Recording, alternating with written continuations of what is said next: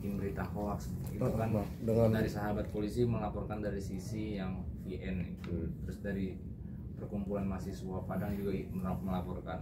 Nah, abang ini ngeliatin dari sisi yang sebelah mana nih bang terkait kasus? Jadi beberapa hari ini kan saya agak menyoroti kasus ini ya. Teman-teman kalau lihat di sosial media saya cukup aktif untuk menyuarakan ini untuk polisi menyelidiki dengan tuntas. Saya pertegas dulu di sini hari ini tanggal 10 Mei 2024 tepat di ulang tahun saya. Demi Allah, demi Rasulullah, nggak ada urusan pribadi saya antara Richard Lee dengan John LBF, tidak ada. Ada yang bilang wah dendam nih, nggak ada. Saya buat apa kita nyimpen dendam? Toh selama ini juga saya nggak pernah nyenggol dia gitu kan. Saya nggak pernah nyenggol dia. Cuman ini ya kebetulan yang diduga adalah yang bersangkutan itu. Ya. Orang lain pun kalau yang melakukan ini pun pasti saya komentar. Jadi nggak pilih-pilih saya gitu loh. Nah, kejadian ini kenapa kok saya punya beban moral untuk meminta dari pihak kepolisian Republik Indonesia untuk menyelidiki dengan tuntas. Ini akan jadi presiden yang nggak baik. Saya pengusaha dan influencer, tahu sendiri di masyarakat kita ini, ya nggak semua juga ngerti gitu loh.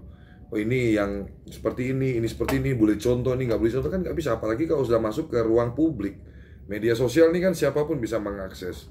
Saya sangat khawatir kalau ini nggak ditindak dengan tegas dari pihak kepolisian, akan banyak. Saya sangat yakin akan banyak yang meniru. Nanti orang akan bikin konten-konten seperti itu. Yang berbau-bau kriminal misalkan. Nanti pura-pura kemalingan lagi, pura-pura dibegal, pura-pura apa, ternyata cuma settingan, cuma konten. Ini kan akan jadi presiden yang ngebaik. Dan parahnya kejadian ini adalah menyangkut nama baik sebuah kota, wilayah.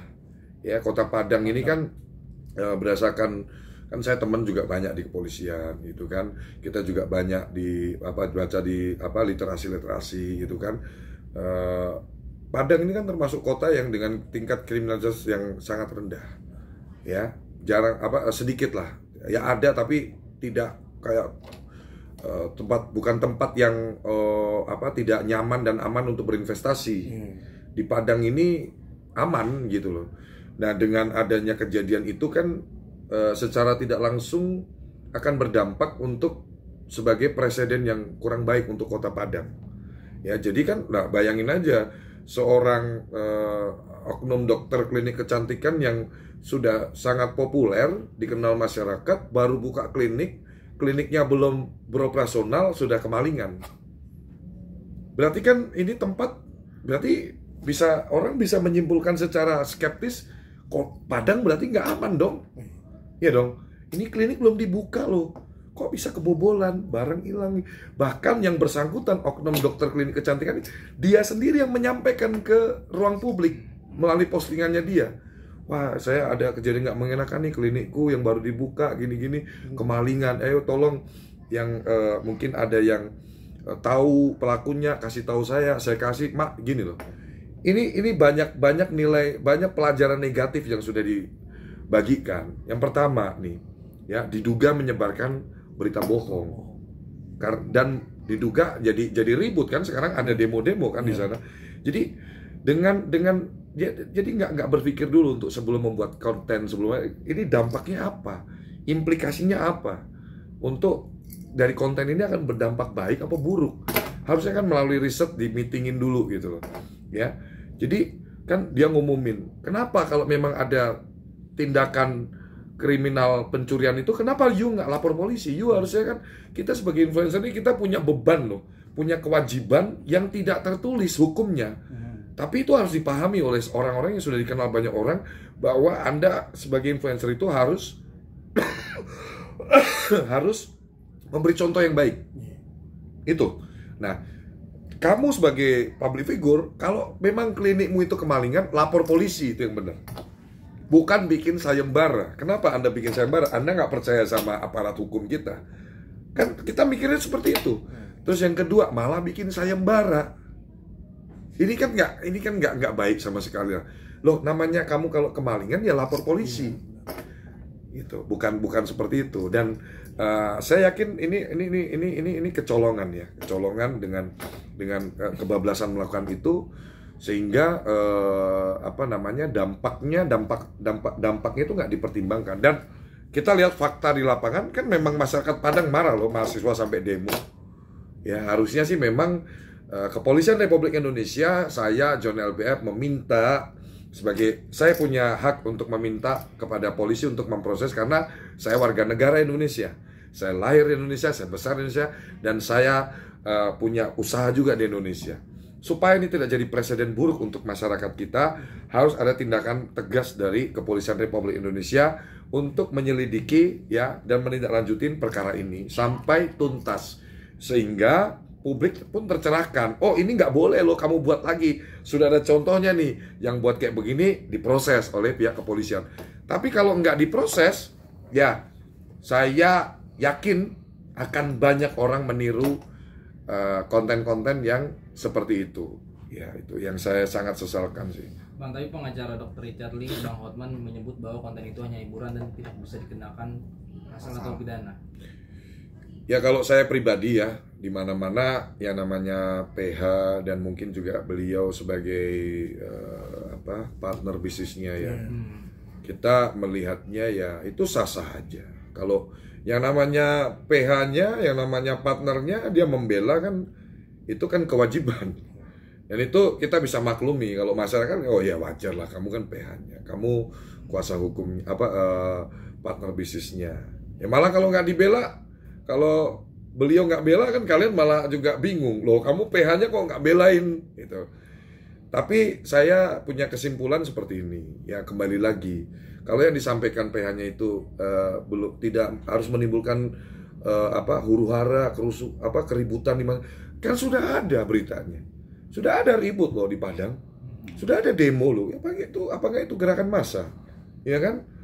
Maunya gimana? Apa harus lebih heboh lagi sampai terjadi chaos? Kan jangan sampai loh, nauzubillah min zalik, jangan sampai loh. Justru harus kita cegah dengan polisi segera bertindak untuk menindaklanjutin perkara ini.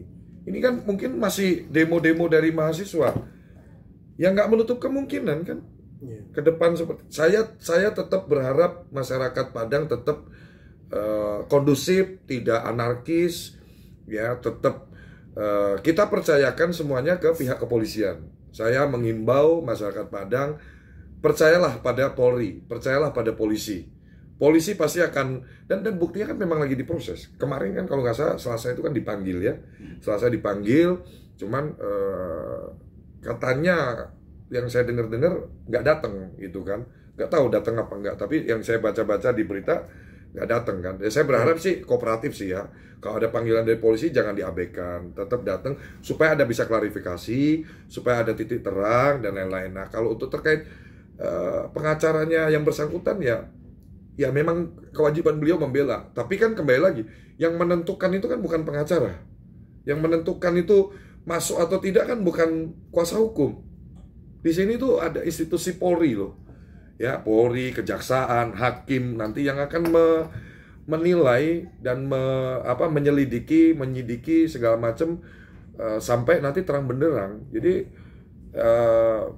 tidak berpengaruh sih statementnya itu, apalagi untuk saya pribadi ya, karena saya percaya sama Polri. Polri nggak bisa diintervensi, Polri nggak bisa atur-atur gitu. Ya, Polresta Padang kan juga lagi memproses. Bang, ini kan konten ini termasuk merugikan masyarakat Padang, tapi Dr. Richard juga tidak menanggapi hal-hal yang orang-orang yang ingin pansos melalui kasus ini, Bang. Ya, yang pertama tadi mungkin sudah saya sampaikan di awal. Saya kira kalau yang lain nggak tahu ya. Kalau saya pribadi, ya buat apa pansos sama dia? Gitu kan? Buat apa pansos sama dia? Follower saya juga banyak. Saya dikenal orang juga. Saya punya bisnis juga, dan bisnis saya nggak ada hubungan sama dia. Nggak ada saya kompetitor dia, bisnis saya. Ya kan? Kalau bicara materi, uang itu kan nggak bisa ngomong. Bisa jadi uang saya lebih banyak dari dia. Kan nggak ada suaranya uang itu. Gitu loh. Makanya saya selalu bilang kan, jangan kita sombong, jangan sampai hartamu merubah nada bicaramu. Kalau memang kamu banyak uang, cukup diam bantu banyak orang aja lah. Ya, jangan kita merasa harta gue paling banyak, harta ini. Makanya orang dengan sifat yang egosentris ini agak bahaya, ya. Jadi jangan sampai kita memiliki sifat yang kita merasa paling hebat, paling kuat, paling kebal hukum. Gak ada orang kebal hukum di republik ini, gitu loh. Semua orang sama di hadapan hukum. Jadi saya melihat kasus ini, ya kembali lagi ya, yang punya hak untuk menentukan ini salah atau enggak sih kepolisian. Ya, kita percaya aja sama polisi. Dan kembali lagi ya, saya sih tetap menghimbau ya untuk yang bersangkutan ini mungkin bisa lah coba diklarifikasi, mungkin ada coba menyampaikan permintaan maaf. Siapa tahu kan masyarakat Padang juga bisa memaafkan, kan kita berharapnya kan ke sana. Kita berharapnya juga baik. Saya ini bukan mau jadi kompol. Saya kan berhak meminta ke polisi untuk coba ditindak, karena saya punya kepentingan juga sebagai influencer. Jangan sampai nanti kita lihat konten-konten seperti ini di kemudian hari makin marak loh. Setuju nggak? Kalau misalkan ini nggak diproses atau diperbolehkan, berarti saya boleh nanti untuk saya buka cabang nih, bikin aja kayak begitu, viral kok, efektif kok, misalkan nih kayak gitu. Kayak gitu aja. Kalau boleh nggak apa-apa. Kami juga nggak bisa memaksa polisi harus bilang ini salah atau enggak loh. Enggak, itu bukan kewenangan kita sebagai warga negara. Iya kan? Polisi silakan independen. Kalau polisi bilang boleh, nanti saya akan bikin konten seperti itu. Saya akan bikin. Kalau polisi bilang nggak boleh dan terduga pelakunya ditindak, saya tidak akan buat konten seperti itu, dan masyarakat lain pun juga tidak akan berani membuat konten-konten serupa gitu loh. Jadi ya ayolah kita, ya kalau memang merasa sudah hilaf atau merasa bersalah, ya baiknya mungkin minta maaf atau apa gitu. Jadi dibuat lebih soft, kondusif kayak gitu. Jangan kita kayak merasa orang paling benar. Jangan kita merasa paling hebat, paling nggak ada. Manusia itu cuma numpang minum loh di dunia ini. Hari ini ada, besok bisa nggak ada. Iya kan? Jangan jadi pribadi yang arogan. Saya selalu bilang seperti itu. Oke, sip, mantap.